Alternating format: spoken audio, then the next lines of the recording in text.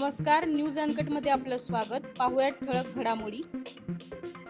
तैवानवर ताबा मिळवणारच, चीनच्या राष्ट्राध्यक्षांचा अमेरिकेच्या जो बायडन यांना इशारा. पाकिस्तानचे माजी सरन्यायाधीश यांच्या लाहोरच्या घरावर हल्ला. गुगलला भरावा लागणार $700 दशलक्ष दंड. गुगल इंकवरून ग्राहकांकडून जास्त शुल्क आकारल्याचा आरोप. पाकिस्तानमध्ये पुन्हा भूकंप. इस्लामाबाद, रावळपिंडी आणि आसपासच्या शहरांमध्ये जाणवले जोरदार धक्के.